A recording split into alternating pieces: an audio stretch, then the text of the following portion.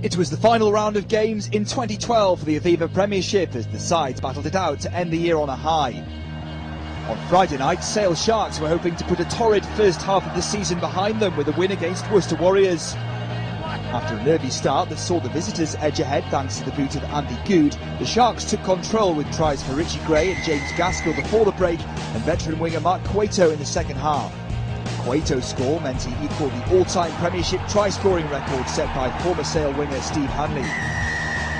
All of the tries were converted by Danny Cipriani, who also added 4 penalties in a personal haul of 18 points, while a late Matt Kevzic's score salvaged a losing bonus point for the Warriors. Sharks' win piled the pressure on London Irish, who were Harlequins' opponents in Big Game 5 at Twickenham. 82,000 fans made their way to HQ, but the wet weather didn't give the crowd much to cheer about in a tight first half that saw the sides going level at 6-all. The second half saw more endeavour from both sides, with Danny Kerr scampering over to break the deadlock as the hour mark approached. Irish weren't finished though, as the boot of Ian Humphreys kept them in touch, only for a late penalty try to deny them a losing bonus point.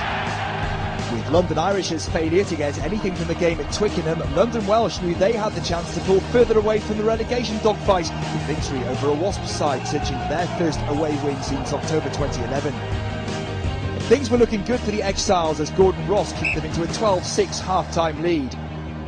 But a second-half try-blitz from the Wasps meant Welsh would take nothing from the game.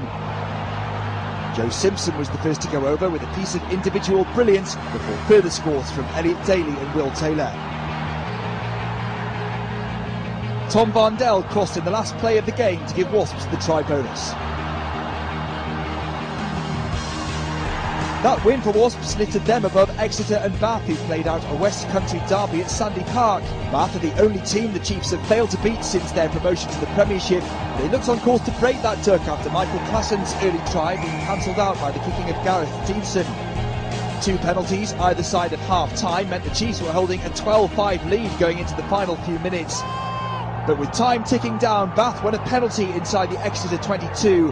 Opting for the catch and drive, they were awarded a penalty try by referee David Rose, who deemed Chiefs had illegally collapsed the maul.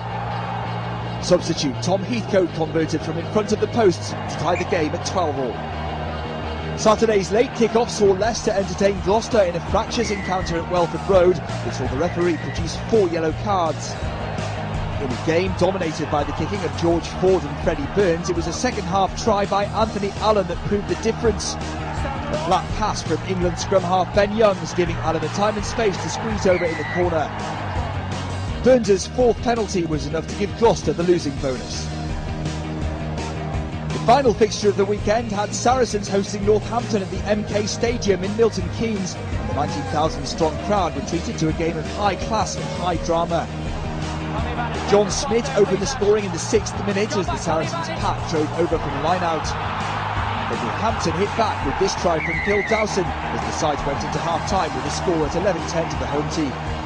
The second half saw defences on top, and with neither side able to cross the whitewash, it was down to the kickers to keep the scoreboard ticking. Substitute Owen Farrell looked to have done enough to win the game for Saracens, with his second penalty giving them a 17-16 lead. But when Rhys Gill conceded a penalty with time up on the clock, Stephen Myler had one last chance to win the game for Saints. His kick from all of 57 metres out looked to be on its way over, only to fall short at the last moment and hit the bar. It was despair for Myler and Saints as Saracens held on by the narrowest of margins. Saracens' win sees them maintain 2nd spot, just 1 point behind Harlequins, who head into 2013 on top of the pile. Gloucester remain in 4th despite their loss at Welford Road, while Leicester's win keeps the pressure on the top 2.